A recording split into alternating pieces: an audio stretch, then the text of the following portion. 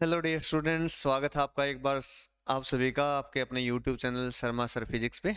तो आज हम क्या करेंगे, जो क्लास 10th का अभी 4 मार्च को जो एग्ज़ाम है उसके रिगार्डिंग हम बात करेंगे। जितने भी न्यूमेरिकल्स हम कोशिश करेंगे कि वो यहाँ से इसी कंसेप्ट के बेस पे मतलब कि कोशिश करेंगे सभी प्रीवियस ईयर क्वेश्चन करने की, तो ताकि उसमें से ही हम कंप्लीट इसको करें। तो आइए स्टार्ट करते हैं हम आज का जो हमारा टॉपिक है। पहले सबसे पहले स्टार्ट करने से पहले आप कॉपी पेन लेके बैठ जाइएगा, ताकि जो भी कन्वेंशन है वो आप लोग डायरेक्टली उनको नोट कर सकें, नोट डाउन कर सकें। लाइक मैग्निफिकेशन कब पॉजिटिव लेंगे सर, कब नेगेटिव लेंगे, यू है उसको पॉजिटिव कब लेना है, नेगेटिव कब लेना है, इन सभी के बारे में बात करेंगे। बिकॉज होता क्या है, मोस्टली आप जब भी फॉर्मूला पुट करते हैं डायरेक्टली रिजल्ट नहीं आता, तो वहाँ कुछ प्रॉब्लम रहती है। फॉर्मूला महज एक फॉर्मूला है और वहाँ जो कन्वेंशन होती है वो बहुत ही इंपॉर्टेंट रोल अदा करती है, जिनके बारे में हम बात करेंगे आज। तो आइए स्टार्ट करते हैं। तो सबसे पहले जो कन्वेंशन आप लोगों को ध्यान रखने उनके बारे में हम बात करेंगे, जितना भी फॉर्मूला है सभी के बारे में। Okay, sign convention in case of mirror and lens we are discussing. I am writing है mirror, here I am writing about lens. So first of all we have to take u. U is the position of object, that always we have to take negative in case of lens as well as in case of mirror. In both the cases we have to take it negative. Okay, for convex or concave, for both negative. After that, focal length f, what we have to take focal length, positive or negative. Okay, in case of convex lens or convex mirror, in both we have to take x sign. This sign is nearly looks like positive sign, so in case of convex lens we have to take focal length positive. Okay, concave, in case of concave we have to take focal length negative. इन सभी बातों का ध्यान रखना। इनके regarding में numerical भी हम आज की क्लास में डिस्कस करेंगे। ओके, सो फोकल लेंथ, अब हम लेंस की बात करते हैं तो लेंस में भी क्या होता है, सेम यही रहता है। कॉन्वेक्स जो होता है, कॉन्वेक्स की फोकल लेंथ हमें ऑलवेज पॉजिटिव, और जो कॉनकेव है, कॉनकेव की फोकल लेंथ हमेशा ही क्या लेनी होती है, नेगेटिव। ओके, अब तक यहाँ तक हमारा क्लियर हुआ। अब बात करते हैं वी की। In most of the cases V होता है, लेकिन लेंस गिवन होता है। लेंस के अकॉर्डिंग कैसे जवाब देंगे सर इसका? अगर आपके पास कॉन्वेक्स लेंस है और यू पूछ लिया जाएगी पोजीशन ऑफ ऑब्जेक्ट, कॉन्वेक्स अगर लेंस आपके पास गिवन है, उस केस में वी जो होगा आपके पास, उसको हमेशा ही पॉजिटिव लिया जाएगा।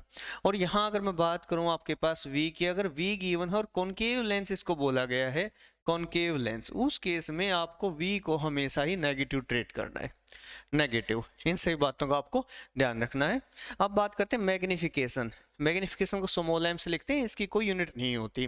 Okay, magnification is unitless. अब मैग्निफिकेशन की अगर बात करें कि सर इसको पॉजिटिव कब लिया जाएगा, नेगेटिव कब लिया जाएगा, एग्जाम में बोलते हैं कि मैग्निफिकेशन 3 टाइम्स 4 टाइम्स, लेकिन पॉजिटिव नेगेटिव के बारे में कुछ भी इंफॉर्मेशन नहीं होती एग्जाम में। तो जब भी वो रियल वर्ड यूज करेगा, real, real and inverted, invert means उल्टा, और इन्वर्टेड के लिए हमेशा ही नेगेटिव साइन आप लोग यूज करेंगे, real and inverted. Okay, and for virtual and direct, अगर इमेज आपके पास वर्चुअल है, वर्चुअल एंड डायरेक्ट है, उस केस में हम इसको क्या यूज करेंगे, ऑलवेज पॉजिटिव। ओके, अब यहाँ पे मैं लिखता हूँ same this formula is used as well as convex lens as well as concave lens as well as mirror, for all the cases this formula is valid. अब हम बात करते हैं, जब एग्जाम में देता है कि magnification is +1, what does it mean? +1, 1 तो यहाँ पे साइज बताता है कि इमेज का जो साइज है, ऑब्जेक्ट का साइज बिल्कुल इक्वल है, सेम है, ये बताता है। पॉजिटिव साइन क्या बताता है? पॉजिटिव साइन जो होता है आपको नेचर बताता है कि नेचर कैसा है। तो इस केस में जो नेचर है सेम है, सेम मीन्स वर्चुअल इमेज बनी है, डायरेक्ट बनी है। और ऐसा केस सिर्फ और सिर्फ पॉसिबल है किस केस में? Plane mirror, only in the case of plane mirror. अब आपके पास m की वैल्यू में लिखता हूँ -1। ये -1 आपके पास पॉसिबल है मिरर में भी और लेंस में भी। अब मिरर में कहाँ यूज होता है सर, लेंस में कहाँ होता है, इसके बारे में बता दो। अब मिरर में कहाँ यूज होता है? मिरर के अंदर अगर कॉनकेव मिरर लिया जाता है और ऑब्जेक्ट को जब सी पे रखा जाता है, तो इमेज भी आपके पास सी पे ही फॉर्म होती है। तो उस केस में लेकिन वो इन्वर्टेड होती है, जैसे ऑब्जेक्ट है, इमेज जस्ट सी पे ही बनती है, लेकिन उसका इन्वर्टेड। इन्वर्टेड इसलिए उसको -1 यूज करते हैं। अब लेंस में कौन सा लेंस ऐसा शो करता है, कॉन्वेक्स लेंस शो करता है। जब ऑब्जेक्ट 2f1 पे रखते हैं तो इमेज कहाँ बनती है, 2f2 पे बनती है। सेम केस यहाँ पे होता है। तो इन सभी कन्वेंशन का आप लोग ध्यान रखेंगे। अब मैं बात कर रहा था यहाँ पे रेजिस्टेंस के रिगार्डिंग। जब भी लेंथ को 2 टाइम्स करें, 3 टाइम्स करें तो रेजिस्टेंस डायरेक्टली नहीं होता 2 टाइम्स 3 टाइम्स। जब भी ऐसा कभी आपके पास आ जाता है एग्जाम में, कल के एग्जाम में जो आपके पास एग्जाम होगा अभी फिजिक्स का next, n square into r। r means r old. For example मैंने लेंथ को 5 टाइम्स किया और आपके पास पूछ ले कि न्यू रेजिस्टेंस विल बी, तो न्यू रेजिस्टेंस होगा 25 टाइम्स। 25 टाइम्स किसका, ओल्ड जो आपके पास प्रीवियस वन था उसका 25 टाइम्स हो जाएगा। ओके, तो ये इन सभी आपको आप ध्यान रखेंगे। नेक्स्ट हम बात करते हैं, ये सभी थी कन्वेंशन। अब हम जो क्वेश्चन प्रीवियसली जो पूछे गए उनके बारे में बात करेंगे। उसके रिगार्डिंग हम जो कंसेप्ट है किस प्रकार से अपन को सोल्व करेंगे इसके बारे में बात करते हैं। मेरे पास एक प्रीवियस की जो बुक है उसके रिगार्डिंग में देख के आपको बताता हूँ कि किस टाइप से आपके पास न्यूमेरिकल एग्जाम में पूछे जाएंगे। ओके, तो अब इसके अंदर जो क्वेश्चन है इसके बारे में लिख रहा हूँ यहाँ पे, क्या स्टेटमेंट है आप भी नोट करेंगे, ट्राई करने की कोशिश करेंगे। फर्स्टली इसने बोला डाइवर्जेंट लेंस, तो डाइवर्जेंट लेंस ही इसके अंदर दिया है, कॉन्वेक्स कॉनकेव के रिगार्डिंग कुछ भी नहीं है। तो बता दूं कॉन्वेक्स लेंस कन्वर्जिंग होता है और कॉनकेव लेंस डाइवर्जिंग होता है। तो डाइवर्जेंट वर्ड यूज जैसे ही करता हो न्यूमेरिकल के अंदर डाइवर्जेंट, तो आप ध्यान रखेंगे यहाँ पे कॉनकेव लेंस की बात की गई है। अब कॉनकेव लेंस जब दिया है तो उसके अंदर एक चीज और क्लियर हो जाती है कि कॉनकेव लेंस है तो सर फोकल लेंथ हमेशा क्या बताया था मैंने, नेगेटिव लेंगे हम लोग। ये बात आप ध्यान रखेंगे, फोकल लेंथ क्या होगी, नेगेटिव।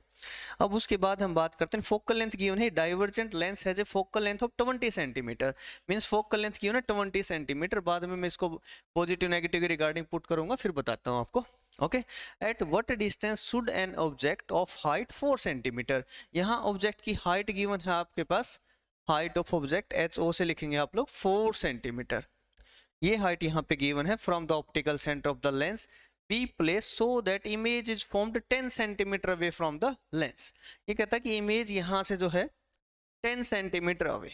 ये V के रिगार्डिंग आइडिया गिवन है। Find the size of the image also, object भी निकालना है, इमेज का साइज भी हम लोगों को यहाँ पे फाइंड आउट करना है कि कितना इमेज का साइज होगा। तो सर ऐसे न्यूमेरिकल को कैसे करेंगे, बहुत ही अच्छा न्यूमेरिकल है, तो इसको देखते हैं कैसे करेंगे हम लोग। ओके, सो सबसे पहले हम बात करते हैं यहाँ पे इसके सॉल्यूशन के पार्ट की तरफ। फर्स्टली आपको लिखना है न्यूमेरिकल के अंदर गिवन क्या है, what is given in this question. Firstly given all the things you have to write, F you have to write, V you have to write and height of object. अब ये lens given है तो lens में सबसे पहले आप lens formula use करेंगे, using lens formula, using lens formula. अब लेंस फॉर्मूला की अगर बात की जाए तो लेंस फॉर्मूला आपके पास होता है 1/v minus 1/u is equal to 1/f। Okay, जो इसको फाइंड आउट करना उसको एक साइड रखना हमेशा, और जो आएगा आपके पास उन सभी को एक साइड। अब हमें u फाइंड आउट करना, फर्स्टली पोजीशन ऑफ ऑब्जेक्ट, तो u को इस साइड ले आएंगे, नेगेटिव है पॉजिटिव होगा, ये यहाँ पे पॉजिटिव है इस साइड आके नेगेटिव होगा। अभी तक सिर्फ फॉर्मूला पुट किया। अब v क्या गिवन है इसके अंदर, सर v का ये नहीं पता हमें पॉजिटिव लेंगे या नेगेटिव लेंगे, तो मैंने आपको अभी आइडिया दिया था, आप पीछे की जो स्लाइड अगर देखेंगे तो वहां आपको पता चलेगा कि v के बारे में क्या बताया था मैंने। और आपके पास क्या है, लेंस है, लेंस है तो कॉनकेव लेंस है, v को कॉनकेव लेंस में हमेशा क्या पुट करेंगे, नेगेटिव। ओके, तो इसको नेगेटिव पुट करेंगे -10 minus focal length, concave lens focal length क्या होगी, नेगेटिव, और फोकल लेंथ है कितनी, -20, -2 minus plus, this negative negative becomes plus positive, so -1/10 plus 1/20 is equal to 1/u। 20 with LCM है, 20 एलसीएम है तो 10 2 20 -2 plus 1 is equal to 1/u। तो यहाँ से क्या आएगा, -1/20, और u हमेशा ही नेगेटिव आना ही चाहिए आपके पास, तो u क्या आएगा, रेसिप्रोकल आप जैसे करेंगे तो -20 सेंटीमीटर, ये आपके पास u की वैल्यू आएगी यहाँ से। अब इसने पूछा height of image, height of object given है, हाइट ऑफ इमेज। अब यहाँ पे जो फॉर्मूला यूज होगा मैग्निफिकेशन का, height of image by height of object is equal to, minus होता है मिरर में, यहाँ होता है पॉजिटिव में लिखते हैं v/u। अब जिसको फाइंड आउट करना है, हाइट ऑफ इमेज हम लोगों को फाइंड आउट करनी है, तो वो क्या होगी, v/u into height of object, और साइज ऑफ ऑब्जेक्ट u का, राइट। तो v यहाँ पे आपके पास कितना है, जो v लिया हमने नेगेटिव में पुट करना, -10, this is -20 into height of object. Height of object is 4. 0 -2 -2 to जा 4। तो इसका जो साइज आएगा आपके पास कितना आएगा 2 सेंटीमीटर। जो यूनिट होगी उनका ध्यान रखेंगे आप। +2 का मीन्स है नेचर जो है ना वो सेम है। अब इसमें बोला गया कि डायग्राम और प्लॉट करें इसका। तो डायग्राम कैसे प्लॉट होगा आपके पास? अगर प्लॉट करें तो आपके पास सबसे पहले आपको कॉनकेव लेंस है उसको इस प्रकार से ड्रॉ करना है। Okay, after that focal length आपको चेक करनी, that is 20 centimetre. Okay, where is the position of object? U, focal length 20 and object also on the same position। तो ये मत कहना कि सर हमने तो ये पढ़ा अब तक कि ऑब्जेक्ट को जो फोकस पे रखते हैं तो इमेज इन्फिनिटी पे बनती है। तो ऐसा जब भी होता है हमारे पास वो सिर्फ उस केस में होता है जो हमारे पास कॉन्वेक्स लेंस होता है तब। कॉनकेव में दो ही केस होते हैं, एक तो ऑब्जेक्ट इन्फिनिटी पे होता है, सेकंड ऑप्टिकल सेंटर इन्फिनिटी के बीच में रखा जाता है। अभी इतना टाइम नहीं कि डिटेल में सभी चीज़ों के बारे में बात की जाए, तो अभी जो इंपॉर्टेंट उसके बारे में बात करें हैं, जैसे ही नेक्स्ट होगा उसमें लेक्चर बिल्कुल प्रॉपर वे से हम लोग अपलोड करने का काम करेंगे ताकि बच्चे की हेल्प हो सके। तो यहाँ से जो पैरेलल रेज आएगी तो बच्चों इस प्रकार से नहीं आएगी, बहुत ही रॉन्ग मेथड होता है। यहाँ से डाइवर्ज होते हैं, मीन्स फोकस से पास होती है। ऐसे डॉटेड में अगर पास करना चाहो तो कर सकते हो, मिस्टेक ना हो। सेकंड आपके पास ऑप्टिकल सेंटर से यहाँ से पास होगी जो भी रे वो डायरेक्ट जाएगी। अब जो भी दो रे आपस में कट करते तो वहाँ इमेज बनती ए डैश बी डैश। और इसका साइज कितना है अभी फाइंड आउट किया 2 सेंटीमीटर। इसका कितना है यहाँ पे 4 centimetre. Position of object 20 and position of image that is mention that is 10 centimetre. -10 means negative में। तो इस टाइप से न्यूमेरिकल आएंगे। उम्मीद करता हूँ आप सभी इनका ध्यान रखेंगे और इसका स्क्रीनशॉट लेना चाहें तो आप स्क्रीनशॉट ले सकते हैं। ओके, सो मूव करते हैं नेक्स्ट कंसेप्ट की तरफ। नेक्स्ट की बात करते हैं, अगर आपके पास क्वेश्चन आता है मिरर पार्ट से, तो उस केस में सर कैसे इसको सोल्व करेंगे मिरर पार्ट में। तो मिरर पार्ट में मैं आपको यहाँ पे क्वेश्चन देता हूँ, उसके रिगार्डिंग हम बात करते हैं। तो आपके पास ये क्वेश्चन है यहाँ पे question number 2। Okay, object you I am taking 40 centimetre. Okay, focal length I am taking 20 centimetre. V we have to find out, and height of object is also given, suppose 4 centimeters same. So we have to find out height of image as well. Okay, so this part we have to find out, and this data is given according to the numerical. So and firstly I am telling two cases we are taking. Case 1, in this we are taking it as a concave mirror।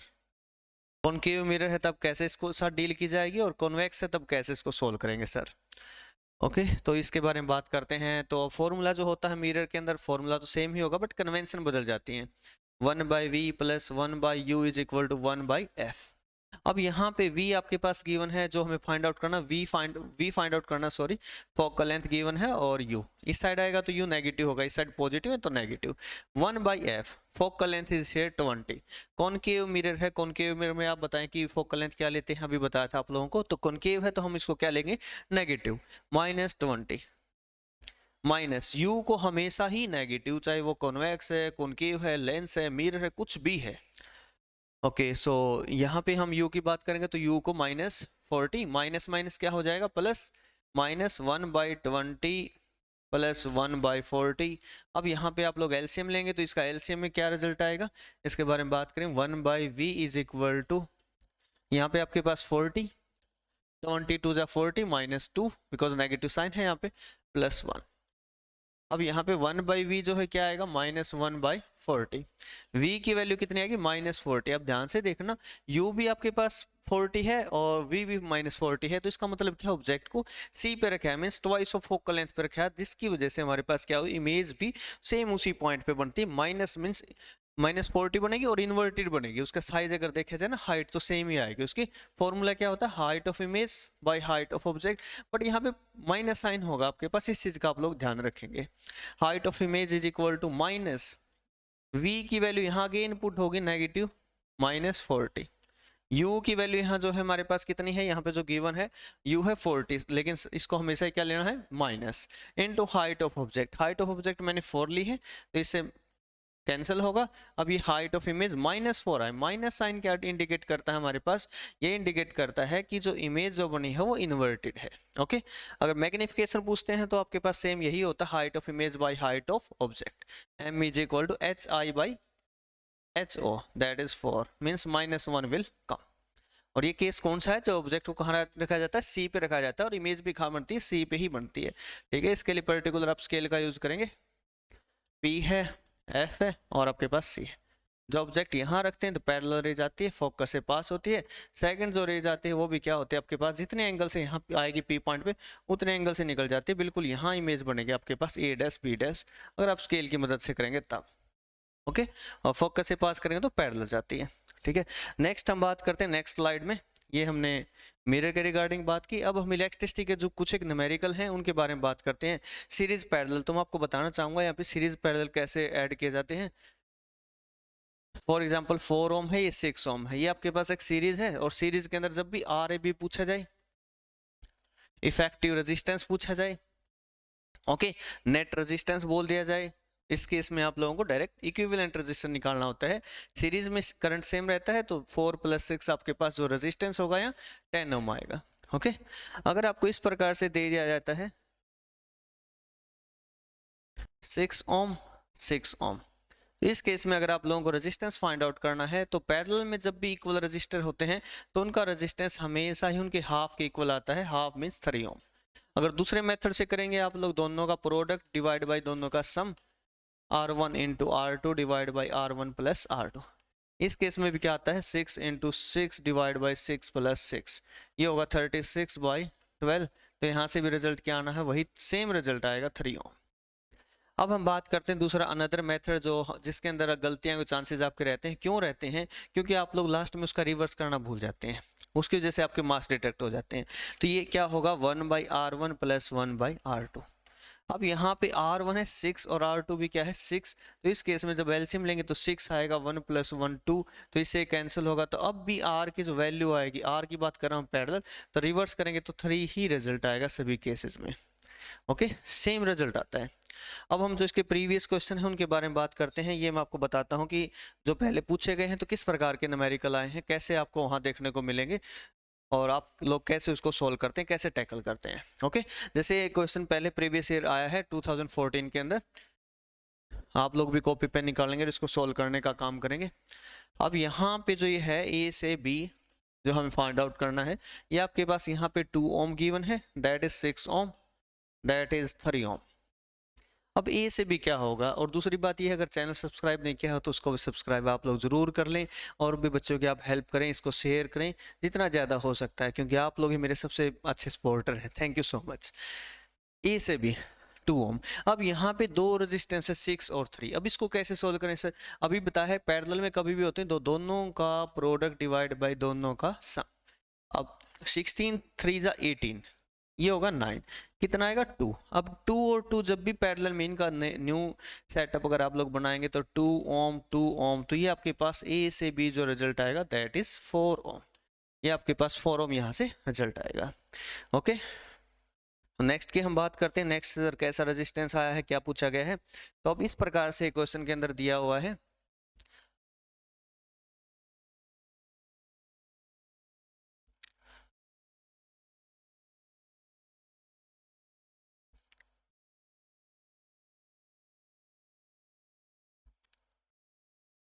Three ohm और यहाँ पर भी आपके पास है 3 ओम, और 3 volt battery है, ये आपके पास की है। ओके, करंट हमेशा पॉजिटिव से नेगेटिव ही फ्लो करता है।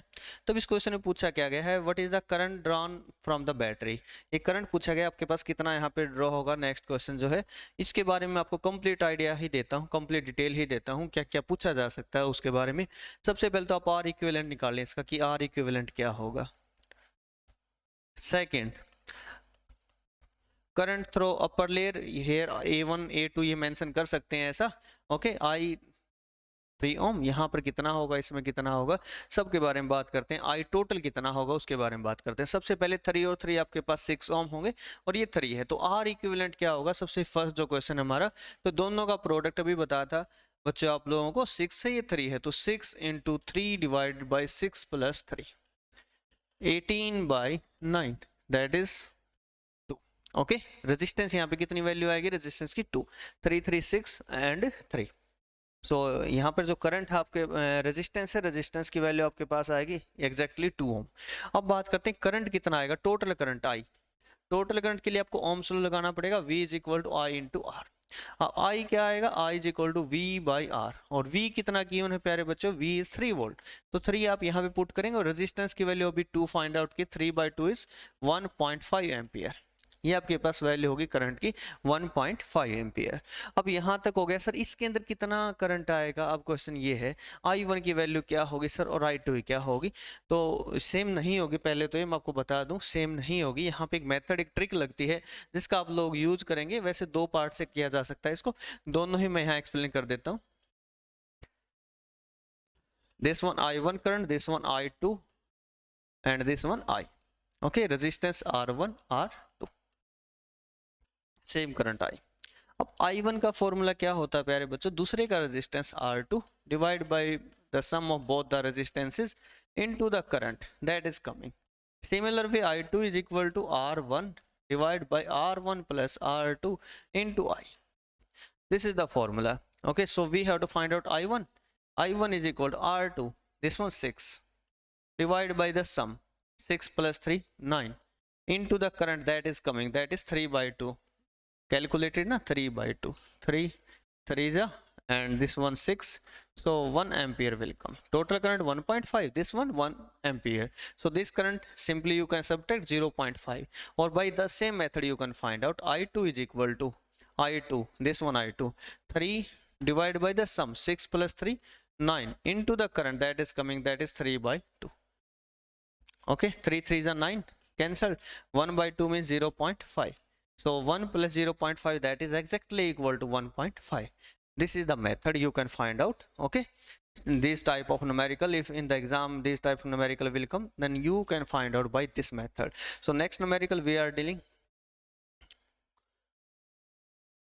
Next, these type of question will come maybe in MCQ form. You have to take care about that. VI if written in this form, and this one R1 R2 R3 R2 R3, if the same question comes in this form, I and this is V, R1 R2 R3, okay, so there is a difference. If V and I, slope of VI graph, that is R is V by I in this format, whose angle is more, whose slope is more, so in according to this R3 is greater than R2 greater than R1। आपको आंख बंद करके answer नहीं करने, इनको ध्यान से देखना है कि कैसे पूछा गया क्वेश्चन के अंदर। अब इस क्वेश्चन में है जैसे बिल्कुल इसका रिवर्स होगा। इन this question you can write this form, 1 by R3 1 by R2 1 by R1 is greater, or simple word you can write R1 is greater than R2 greater than R3। इस format में आप लोग answer करेंगे तो आपका answer ठीक होगा। 1 bye की फॉर्म होते ही चेंज हो जाते हैं सभी चीजें, 1 बाय की फॉर्म होते हैं ना, चेंज हो जाते हैं सभी, तो इस प्रकार से इसका ध्यान रखेंगे आप सभी। तो नेक्स्ट हम बात करते हैं, ये सभी इस टाइप के अगर न्यूमेरिकल आते हैं तो आप इनको इजीली टैकल करेंगे, कोई खास आपको दिक्कत नहीं आएगी। अब नंबर ऑफ आपके पास इलेक्ट्रिसिटी बिल के रिगार्डिंग अगर न्यूमेरिकल आता तो उसको सर कैसे किया जाएगा, उसके बारे में हम बात करते हैं। तो किस टाइप से न्यूमेरिकल आएगा, कैसे हम इलेक्ट्रिसिटी का बिल फाइंड आउट करेंगे, तो अभी बताता हूँ आप लोगों को। डायरेक्शन के आई थिंक मैंने है ना लास्ट वीडियो में डाल दिया था कि डायरेक्शन के रिगार्डिंग ही मैग्नेट चैप्टर से पूछा जाएगा, और वो बिल्कुल इजी होगा आपके लिए उसको कर पाना कि किस प्रकार से हम उसको करेंगे, इजी न्यूमेरिकल होते हैं उसके अंदर। तो हम बात करते हैं नेक्स्ट। अब नंबर ऑफ डेज कैसे फाइंड आउट करते हैं। सपोज आपके पास 2 फैन वर्किंग हैं, 2 fan, and each of power suppose I am writing 60 watt, okay, and they work for 10 hour daily, 10 hour daily in the month of March, month also given in the month of March, power is given, time is given, we have to find out the electricity bill if 1 unit cost ₹5। इस type से अगर आपके पास आता है तो इस question को किस टाइप से आप सोल्व करेंगे, तो अभी हम ट्राई करते हैं, अभी बताते हैं आपको कैसे फाइंड आउट किया जाएगा। इलेक्ट्रिसिटी बिल के बारे में बात करते हैं, और इसको जो मेजर किया जाता है in the form of kWh, number of days into number of devices means appliances into power, okay, power in watt, and time must be in hour, okay, time must be in hour. These things we have to remember and divide it completely by 1000, So number of days, March month, Jan, Feb, March. In March 31 days into number of appliances 2 fan are working. After that power you have to write 60.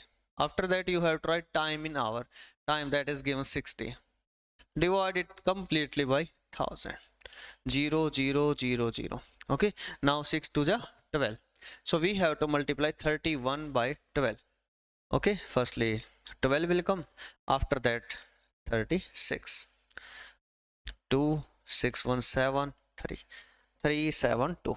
Calculation check कर लेना एक बार, वैसे तो ठीक ही किया है। 2 1 जा 2, sorry 2 2 1 जा 2, 2 3 जा 6, बाई मिस्टेक ऐसा होगा, फिर 31।